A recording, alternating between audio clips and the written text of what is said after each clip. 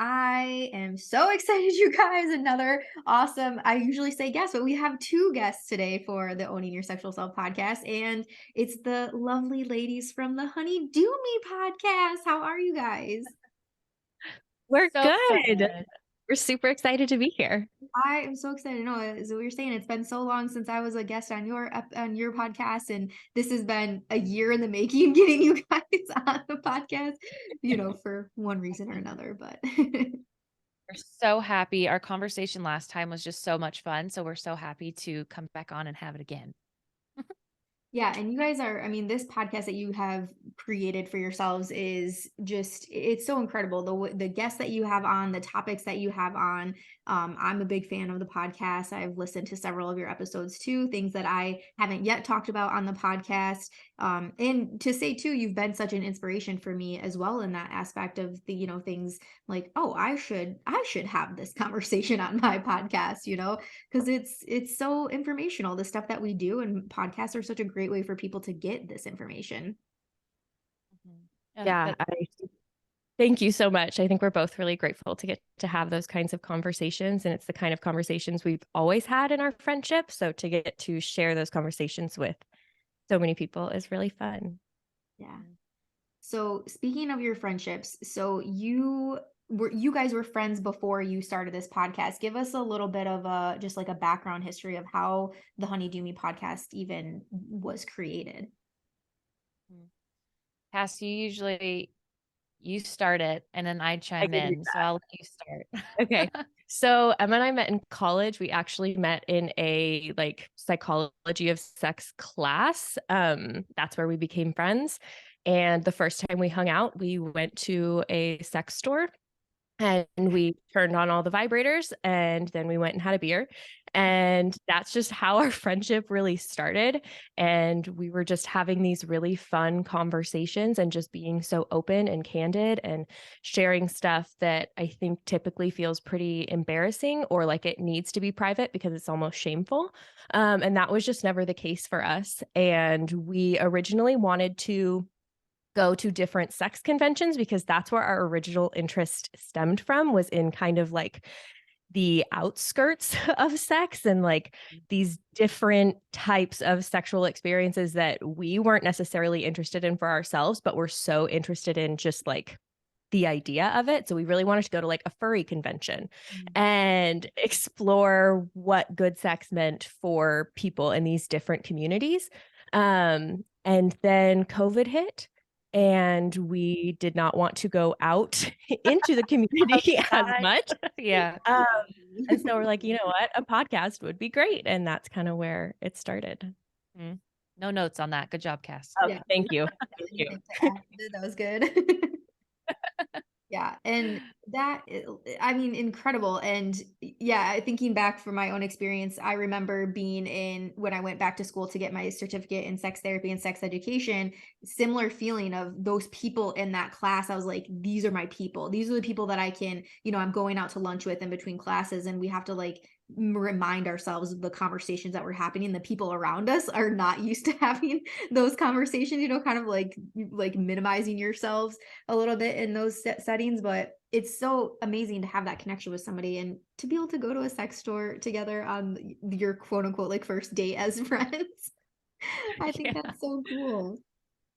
If I had $1 for the amount of conversations Cass and I have had in public that are just so like off the wall that people around are like, my God, I don't know, I'd be a wealthy, wealthy woman. So there has just never been boundaries with what we could cover in our conversations. And like that type of friendship has been such a gift to both of us. And then we thought we were really funny and wanted to share that with the world as well. So yeah, absolutely. And one thing that I admire too specifically about you guys is that you come with this like such genuine curiosity in your questions. And I remember that at being a guest on your show, just you there was like no fucks given. Like if you had a question, you're like, but wait, how does this work? Like there was no judgment about the questions that you were asking. You didn't come off as nervous to be asking the questions. And it's like everyone else is thinking it.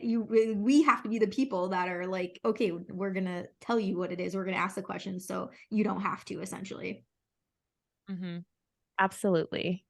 One of my favorite like times was when Cass and I used to sit together and write out questions. And this is when, we were too embarrassed to admit the things that we wanted to ask like on our own. So we'd sit together, but we would literally like, if it was a positions episode, we'd be like, okay, so they might tell us that we're going to be on our back, but then I'm going to be thinking about what my butt looks like in that position. And then we'd like write that question down. So these questions are coming from us like working ourselves through the information and like asking questions from our insecurities. And so I Mhm. think we just start there. Yeah. I think we've gotten steadily like more comfortable asking questions as well. In the beginning, I mean, from our perspective then, I don't think we were holding back, but from our perspective now, we were definitely holding back Oh, then, yeah. and just not as comfortable asking like the really nitty gritty questions. And we've even gotten some comments, people of like, you're too giggly from like our first episodes that we were laughing too much while we were asking questions. But I think it's so important to capture that because some of these questions do still make me a little nervous to ask Mhm. because it's super personal and it's super vulnerable. And everybody in our lives has told us that you shouldn't ask these kinds of questions and you shouldn't have this kind of information. So I think it's totally natural to Yeah. feel nervous even now. Yeah. Yeah, absolutely. That's like, yeah, that's where this whole asking for a friend movement has come from, like my friend told me she's having this, and this. Mhm. Exactly. Uh, Yeah. We just make ourselves the friend. I was just gonna say. asking for a friend, the friend Exactly. is me. Yeah. So when you started this or even now, what is the thoughts behind your family, friends? Did you get shit? Did you get weird looks when you wanted to start a sex podcast? What was that like? Yeah, I think I was really nervous about what my family would say. They've always they've always known I've been interested in topics, taboo topics, I guess. I tell a story from like the very beginning that like I took a body book which shows all the parts of your body to like preschool because I just loved looking at the naked pictures of people. So I've just been a little pervert for a while. And I guess I was just most nervous that they would listen to these deeply personal stories that I had and I don't know, think I was icky or think like judge, you know, what I thought about myself or what I wanted to explore sexually. Mhm. But since I came to them with this idea, they've been so supportive and like so excited for me. And also they just choose not to listen to most episodes. And I love that because it's freeing for me. So it's been a mix of emotions. I imagine that would be freeing to know that your family isn't listening. Yeah. Mine is and has been from the very beginning. My mom has been a huge supporter from the very beginning in the way that she has been a main listener. And my husband has also been amazing and so supportive. And I mean, he gets a lot of benefits because we have to try a lot of things. So I feel like it's been fun for our relationship. Mhm. Um, Extended family also listens. Grandparents have listened, and that's not something that I wanted. But I mean, I'm putting it out there, so it Yeah. is what it is. It's definitely made for some uncomfortable conversations. There are members of my family that don't like that I do this. Um, but I just try and explain that the reasons they think it's bad that I'm doing this are the reasons that I'm doing it in the first place. And that if they're so uncomfortable with this, then they also need the information that we are getting and sharing. So it's it's uncomfortable and it sucks at times, but I wouldn't change it, and I'm willing to be in those uncomfortable settings because I also don't want to feel uncomfortable around anybody when it comes to sex. So that's a big Mhm. learning area for me right now. Yeah. I actually have learned recently that some of my distant family listens and like some aunts and cousins like that I really only see once a year. Like, "Oh yeah, no, I tune in." And I'm like, "Oh God, you only know Amazing. me as like Emma once a year and it's at Christmas." So, but then it's really interesting to see the kinds of conversations you have with people that you never would have imagined having because they will open up in some cases and be like, yeah, that was so funny. Like it was hard for me to listen to this, this, and this, but it got me thinking. And what do you think about? And then they start with their own anecdote and their own story to find a community in feeling like alone in their sexual experience. And sometimes it's awkward hearing it from your great aunt, but it's also really cool to have those conversations and to know that they trust me to not make them feel uncomfortable. Like that's the bigger gift, is knowing that I'm not making people feel uncomfortable, which I Mhm. love. I hope. I really like that you just said that, because I've been thinking a lot about how I want to be as like a great aunt or a grandma, and if I would want to be able to have these kinds of conversations and how I would, I don't know, Mhm. want to be. So I think that's also a big factor in these conversations that makes me want to engage in them no matter how much I don't like them. Yeah, Mhm. because it will benefit um, my entire family. Yeah. And this work is it's so needed. It's so important that we continue to do this, and that there are people like us out there that people can come to with their questions and whatnot, because I'd much rather go to a friend or somebody that I trust or somebody that I see as even a role model to ask my questions to, rather than even sometimes a doctor or a parent even, So, yeah, I think it's great, and I am curious. So, what would you guys say? So, you came in I don't know if naive is the right word to use, but you came in with less Feels sexual right. experience than you had now. We'll say that. Um, so, what would you guys say has been like the biggest transformations for you in we'll just say sexuality in general, rather with a partner or yourself? What were those key moments of things that you learned from having people on the podcast? Mhm. Cass, did you want to just? Sure, I can start. I think the biggest thing for me is embracing the awkwardness and the mess of it. I think I used to think that as I learned more, things would just come so easily, and I would be this like sex goddess who just knew exactly what to do in every single situation. And 2.5 years later, that is not the case. Um, Still. but what I Yeah, still not the sex goddess. But what I am able to do is embrace when something feels a little uncomfortable or when something goes wrong and laugh about it. And I feel like it's made those experiences so much more intimate. And Emma and I have talked a lot about this, making what we would have considered a bad sexual situation into actually like a really good sexual situation. And I would still consider it good sex because it still felt really good after we got over that weird noise that my vagina made or whatever it may be. It's like I can just keep moving forward and have those good experiences and not feel ashamed or embarrassed or, just scrap the entire experience as a loss. Mhm. Mhm. I Beautiful. would definitely go off of that as well, with the awkwardness and also the importance and validity in conversation, which I feel like I had been so often denied in past relationships and past hookups. And through this experience and talking with people, just realizing how important it is to feel like you have a voice and you can have a conversation and feel validated, feel supported, feel safe in all of your sexual experiences, and take power in owning that you know what question you have and asking it in the moment. Um, it felt more like, this is awkward and I'm going to talk about it, and I have the confidence now to know that that's totally okay and right. I feel like that's been a huge transformation for me, is just having more confidence, knowing that all these little things that were going on inside of me that I felt like were out of place were completely human Mhm. and absolutely correct. Yeah. So it sounds like just normalizing a lot for the both of you, and even broadening your picture of what sex or what pleasure can look like. And I love the point of you said just embracing the awkwardness, because sex is so awkward. Mhm. It's like your bodies are morphing together, and the noises and the fluids and everything. And then sometimes maybe your dog or cat is like watching you while you're fucking. It just gets awkward. So Uh-huh. Absolutely. that's what makes it so fun. If it wasn't weird or, loud or noisy or juicy at times, it's like, what's the fun in that?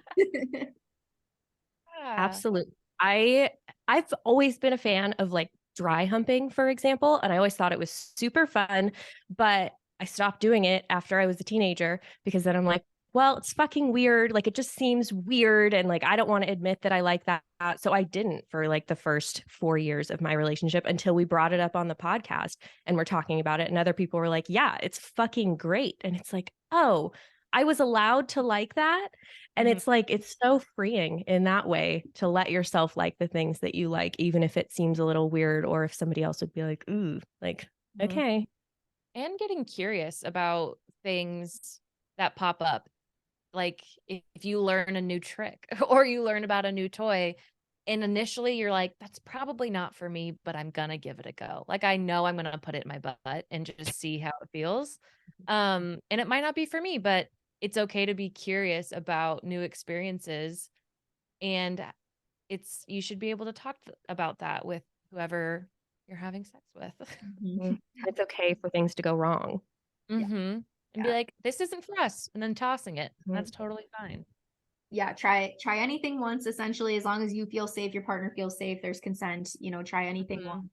And yeah, the communication that happens before and during all those things equally as important. And it's interesting because going back to the dry humping thing, it's when I think we had the same guest on when we talked about this, and the whole theme was like bring back dry humping, right? Like, why do we stop doing this thing that feels so good? And I remember having this conversation with her and saying, like, I think why we stopped dry humping is like maybe we dry humped before we were having penetrative sex because that was okay, like that was within our limits at that time of our life. So then it's like we almost see penetrative sex as an upgrade to dry humping when essentially more pleasure can maybe actually happen with the dry humping versus penetrative sex for so many people. And for so many, when I work with couples that have been in long-term relationships, what they're craving the most is getting back to what their beginning of their relationship looked like. So when you stop making out, holding hands, dry humping, like doing all of these things that you did in the beginning, of course you're going to fall into this routine and you're like, what happened? Like where's the couple that we used to be? And it's like, yeah, bringing these things like these things back in the picture, then you're going to feel that connectedness like you did from day one. That's a really good point and just made me think a lot about my relationship. So thank you. No, that's an excellent point. It's yeah, bringing back all of the things that we think, like you're saying, you're graduating out of because now those are less than, not as important. So you're gonna have to have the boring stuff because that's what adults do. It's like that's so lame. So lame. It's so lame. Yeah. We've stopped trying to make sex fun. And now it's just like, I don't know, checking off a box. But we did an episode with Lisa Finn, who's an amazing sex educator, talking about making sex fun and bringing back games and playfulness and all of that. And it's like, it makes such a difference because it has become, I think, almost a little robotic at times for me, where it's just like doing the thing we always do. And there isn't a lot of play, which leads to not a lot of pleasure and not a lot of fun. And I think everything should be fun. Yeah. If it's not a fuck yes, then it's a hell no. It's a good motto to live by when it comes to your sexuality, I think. It really is. If you're open to like sharing a little bit more personal question here, what things have you learned from the podcast that you didn't know before starting the podcast that you would enjoy, that you like now perhaps would be like your go-to thing, or things that you now incorporate in your life sexually? Sorry, Cass, did you? No, you go ahead. I'd say mutual masturbation. Ooh, yeah. I would say that one would be huge in my partnered sex. I didn't think that I could ever be someone that could masturbate in front of a partner and have it be like one of the main sources of how I come. That sounded so intimate. Oh my God. How I finish or whatever. How I come everywhere. How I how I finish. How you climax. Yeah. Orgasm. Sorry for that deep dive into my intimacy. Like literally when it first crossed our paths, like that topic, Cass and I both were like, fuck no, never. You could never catch me doing that. And I did that for 90% of the sex that I had with my last boyfriend. And it was fucking amazing. Like, I didn't even realize that I'd enjoy seeing him do that as well. And it was, I don't know, it was cool. It was a great experience. Wow. I remember we talked about that when on the episode that I was with you guys, and I remember you saying like some people would see mutual masturbation as like, oh, no big deal, whereas others that's like a huge extreme, like way on the other end of something that is very intimate, very vulnerable. Which is it's so interesting, you know, for some people even making out or oral sex, it's like where do the sexual acts fall on your spectrum of sex from mild to wild? So I'm happy for you that mutual masturbation Thank you. is working so well. That's so fun. Well, because there's also ways like, you know, when you are saying like, hell no, I would never do that. I think it's because you have one picture of how something is supposed to go. And it has to be, I'm staring dead in your eyes, going like to town on myself, and you're staring dead in my eyes, going to town on yourself. Across But the that's just, room. yeah, across the room with cameras and everyone is looking. Obviously. But that's just not, you know, there's so many misrepresent or misbeliefs about certain positions or certain acts, and you think it only has to be the extreme when it can be so many other different variations, and you could like the smallest variation of it, but that could totally change your sex game. Yeah. Yeah. Mm. For me, I think it's butt plugs. Mm. I wouldn't say I don't use a butt plug every single day. But before the podcast, I had like a very limited view of what sex was. I think it was coming from just like a very heteronormative, like small place. Mhm. And then once we had a couple of conversations about butt stuff, it came quite easily to me. It really, you picked it up quite well. I picked it up very, very quickly. I didn't need to do a lot of like the starter butt plugs. And I just really liked it. I feel like it just added something extra. I like a lot of pressure everywhere. Because I don't know, I get overstimulated easily. And so I think pressure from any angle I can get it is great. And so straight up my ass is another place that it felt good to have pressure. And yeah, I've just gotten a lot more comfortable with it. And that's been really fun to grant myself access to a whole other hole. Whole other hole. So, A whole new world. Yeah, a whole new world. Sorry, Little Mermaid. yeah. Yeah. She'll be all right. Yeah, interesting. So I'll just because you guys got vulnerable, I feel like I should also get vulnerable so that I don't feel left out. I was gonna ask you, so good. Yeah, okay, good. Here we go. So many things, but most recently, I would say I went on a women's retreat in what's this, October, December of last year, and I learned how to properly spank someone or to properly be spanked. And that I'm not like I am a fucking baby when it comes to pain. So even just like looking at shibari, like rope tying or spanking or anything related to BDSM, I was like, no, like I was a hard no, like not for me. Even just like thinking about spanking, I talked about this in my spanking podcast, but you know, have you ever been in a situation where you're in the middle of sex and then all of a sudden there's just this whack on your ass and you're like almost like startled and you're like, I'm not that for like, I would get so irritated when I would have sex with people and that would happen. I'm like, stop, like that, no. But when then I learned how to properly do it, I was all giddy coming home from this retreat and then teaching my husband, okay, this is technique 1, this is technique 2. Like I nerd out over this shit. But that has been something that has been really, really fun in our relationship and just like almost opened up this portal for us to experience more BDSM type stuff. Cause then, you know, we learned spanking, but then we learned the techniques with a flogger and with a crop and with a paddle, and how different all of those sensations feel when you're, you know, doing impact play. So that has been really fun. And he took quite well to learning the techniques that I taught him. And then we went through a couples coaching program and he got to learn again from our mentors. And yeah, that's been fun. Just yeah, like extending our like dom sub play more frequent around here. So yeah, it's good. Yeah. That's awesome. And I feel like Cass and I have gone through those examples in our own like sexcapades of an abrupt ass smack is just beyond irritating and can totally take you out of the moment. So it's awesome that you learned how to Yeah. do it properly. Yes, absolutely. Oh, it's so fun. So what were things in your episodes that you've had, because you've had people on talking about fisting and rimming and like some pretty, what I would categorize as extreme things, sex parties, all these things. What would you say was the most, well, how can I phrase this? Is there a topic that you had that came on that you were maybe like, this, we are not sure how this is going to go. This is something that maybe we feel is like, ugh, and then, well, yeah, I'll start with there, but then I'm really curious if after learning about that thing, you were like, oh, okay. I watched your reel that you had, the fisting lady did, where she was like, put your hand and like, you see how flex, and I was like, oh, okay. Like it might not be that bad.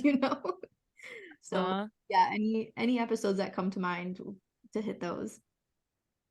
I would say the fisting one for me, Dr. Liz opened up our worlds in the most wild way. They were amazing. And the way that they like just, I don't know, expressed their love for fisting just made it seem so, I guess, normal. And I don't mean that in like it was abnormal before I decided it was normal or anything like that. It just, the way that they were talking about it made it so normalized and just this other thing that lots of people do. And just because it's not, a primary sex act in my life doesn't mean that it's not a primary sex act in other people's lives. And it just, I don't know, it's still not something that I'm super like ready to try out myself, but it is something that just seems really normal to me now.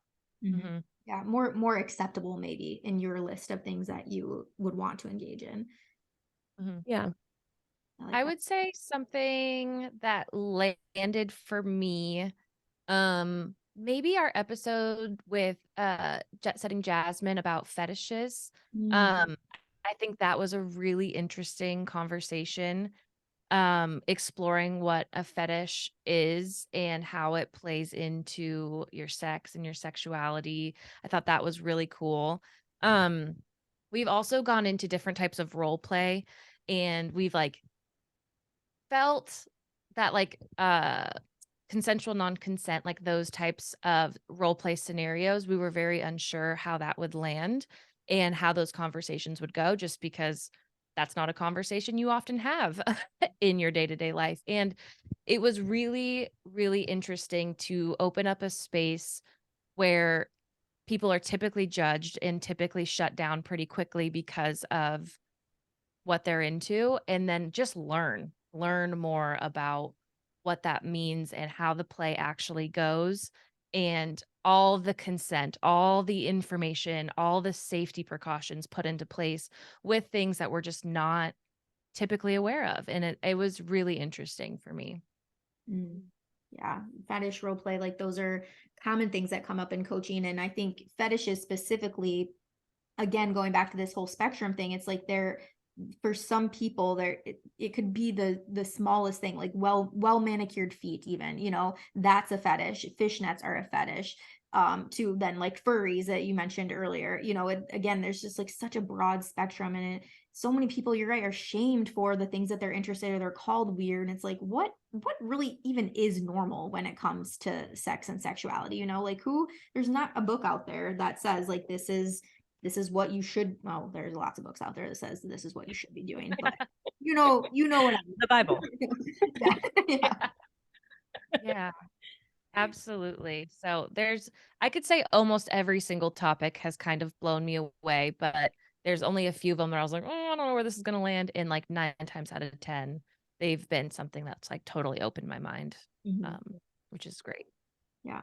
Which is just the perfect example of when, for anybody that's interested in learning about sexuality, if you go in with that open mind and you're brave enough to go in and look into the stuff that you're curious about, or even if it's a friend or a partner that's curious about this thing, like having that enough of that braveness to go in, it's like 9 times out of 10, you probably will either come out with a different perspective, or maybe not feel as much shame or just ick around that thing, especially if you're getting good, accurate information about something.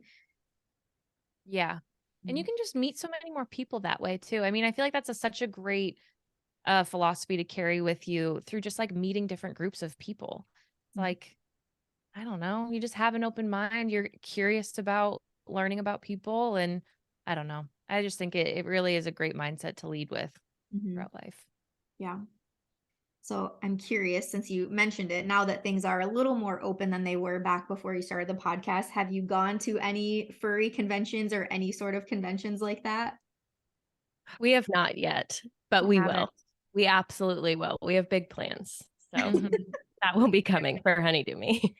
Yes. So many. We have heard of so many different types of conventions from our guests, like from Mhm. swinger things to um what would you call the hunt? Is that It was a like fox animal play? hunt was how A our fox hunt? guest Yeah. described it to us. So it And was there's a event. Yeah. yeah, kink event. It's just there's is swingers bars that are around our area. Like there is so many things that we want to try Yeah. in this new world of ours. That just thinking from my coaching perspective, that would be such a great resource that you guys could create, just like this list of all the conventions and that you've accumulated from having your show for 2.5 years, and make that as a downloadable thing for people that are entering this space or curious about this space. Because I'm sure most of these things have websites attached to them that you can then go and see the location and events and things like that, or a Facebook page, something like that. But I think that would be super, Absolutely. super cool. What Yeah. about Oh, I'd products? love Like any new toys that you learned about, or creams or lubricants or anything like that that you've had guests come on, they've talked about, and you're like now either own or definitely are wanting to try? that. I love a wand now. Like when we first started, I hadn't had a toy yet, and I got like a clit sucking one pretty quickly. And I loved it, and it's great. I still love it, but I've more recently gotten a wand, and I'm obsessed with it. It's my favorite thing that I own, and it's huge, but it's stunning, and I love her. Microphone. Stunning. Making one. Exactly. I'm holding it right now. Yeah, I know. This isn't even a mic. This is just now my ad for wands. Mhm. That's amazing. Yeah, I mean, if I were to pick a toy, it would be my sucker toy that Cass actually got me for my birthday. What, 2 years ago now, and it's the best thing. It's literally sits by my bed. I don't care who's here, unless it's my parents. It stays by my bed, and it is like a pride thing. I love it. It's amazing. But if I were to go with like something that is enhanced, like partnered play, it would be we actually have like a Foria arousal oil that you can put on your bits, and it just like helps stimulate and arouse like before you get going. I think things like that are so cool. Different types of lubes, just different sensations that you can play with like oil or water based. Those have just really enhanced just like sensations during sex. And I think that's really cool. It's messy, but it's fun if you have the time to like do cleanup. Yeah. I thought you were going to say your bed restraints. Yeah, I mean, they're cool for sure, but I wouldn't say that it has like changed my life. That's I love them. I've had some fun times with them. Yeah, they've been cool too. They stay under my bed as well. slowly climbing. I know. Well, I forget I've only Okay. used them probably 3 times. And I just keep them like underneath my bed. I just kind of tuck them in. But yeah, they've been pretty cool. It's just I have to be in a mood. These other things I can use more consistently. Mm-hmm. Yeah. So Yeah. How better about you, Rachel? clit sucking toy is like 10 out of 10 must have. Yeah. Yeah. Let's see, for me, it would be getting more into crystal toys. I've been on like the spiritual journey over the last 2 years, so that's been really cool. But I've only ever used vibrators before. And so then when these were presented to me as an option, I was like, that's dumb. Like it doesn't even vibrate. You don't even move. Yeah, I was like, I love that.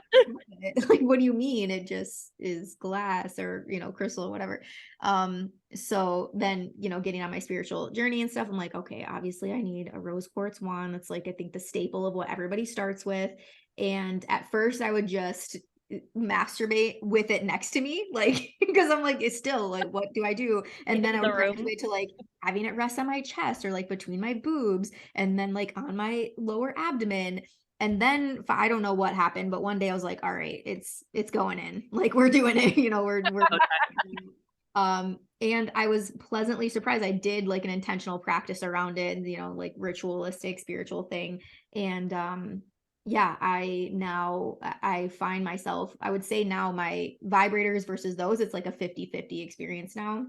And my husband and I, we like to do around moons and stuff like sex magic practices and a lot of manifesting. And so we've now graduated to even using those toys together, which has been super cool. So I have the little wand, well, not little, they're wands, and then yoni eggs too, and now several types of crystals in those. So That's That's amazing. amazing. yeah, We're the same person. thank you. We are. That sounds super, super cool Yeah. though. I'm so interested. Yeah, Yeah. it's His eyes interesting are lighting to up around that. learn more about, I have a program around chakras and sexuality and starting to do more workshops around that too here in Michigan, in-person stuff. And it's just like learning about your sacral chakra, learning about all the chakras really as it relates to your sexuality, and then bringing in crystals, if you're doing some shadow work, like you're really trying to heal through some shit, black obsidian is good for that. The rose quartz. So if it's a day I'm trying to channel more self-love and forgiveness and channeling like my heart chakra stuff, just, love, happiness in general, that if it's I'm trying to stimulate more creativity or working on relationships and stuff, like I'll use my sacral wand, which is orange adventuring. And so it puts more intention behind the pleasure practice instead of like, okay, I'm going to get off in 30 seconds and be on with my day, which I also will say has been a big game changer for me since podcasting and getting more into like my coaching practices. Mm-hmm. Yeah. It's like a great self-care to a different extent. Such like a sacred space you're saying that you're opening up. That's awesome. That's so cool. Yoni eggs are beautiful and they scare me. So I you have one and I've never used it because I'm scared of it. Oh, okay. I was the same. I had this yoni egg and I was like scared. I'm like, it's gonna get lost in there. Like I am a sex educator. I know it is not going to get lost in there, but still had this belief. But I will figure it out. Yeah. Yeah, I'm like, I will bear down. My husband will get some tongs, like we'll figure it out. Um, totally kidding, but you can get them drilled. And so from Shock Rubs is who I order from. And if you get it drilled, they send you this little like beeswax string, super safe for your vulva. And so if it's drilled, then it has like that string attached to it. So I started using mine first with a drilled egg with the string. Again, same for that purpose. And whether you're using it drilled or not, like you're gonna have the same experience. It's basically like having a tampon in. But so I would say is if it's not drilled, get it drilled or get one that is drilled and start there, because it's been very interesting, like to use those things. I did an episode on this, but at first I was just doing it around pleasure practices, but now it's like if I'm doing my morning journaling, even like I'll pop one of my yoni eggs in, like just do this. Like I've heard of other people that do it like while they're cleaning around the house, because it also is strengthening your pelvic floor, too. So yeah, it's like the more pleasure that we can get throughout our days, like why not? It makes us better people. That's Yeah, I love that. incredible. Oh my Yeah. gosh. Imagine it falling though. Like if you're cleaning, dent your floor. Just through Yeah. Like downstairs neighbors. put it in, put on your underwear, put on your pants, like be fully clothed. Maybe not start with a dress on or like no Yeah, underwear. I guess that would mean you're Yeah, that commando. makes sense. So That's what I was picturing though. We were both in the same spot. Just I doing was like, so I'm cleaning naked with a yoni, obviously. Yeah. as I do anyways. I mean, yeah, each their own. You can do it any ways that you want to, really, any ways that make you feel good. That's incredible. Super cool. Yes. So good. This has been such a fun conversation with you girls. I appreciate you coming on so much. Is there anything else that you were hoping to share? Ask me, like anything else about your pod? Well, of course, we're going to ask you to share your Instagram and all that, but anything else before we wrap up here? I don't I think I think, have.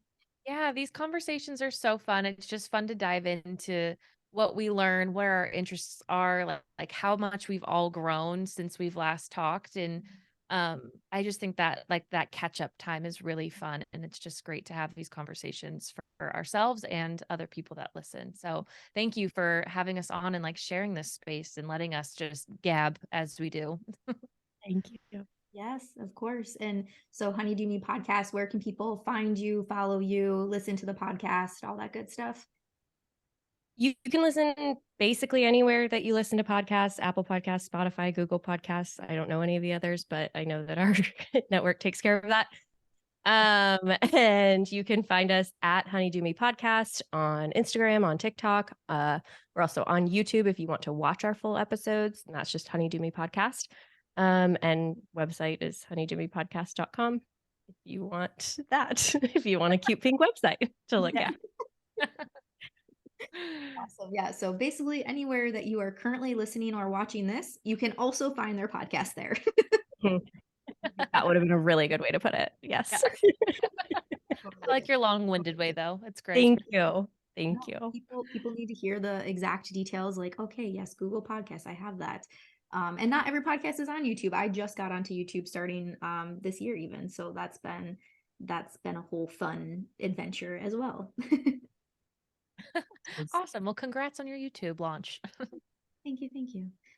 All right, guys. Well, enjoy the rest of your Saturday. Thank you so much again for coming on to the podcast today. This was super, super fun. I can't wait to just continue following you guys, listening to your episodes.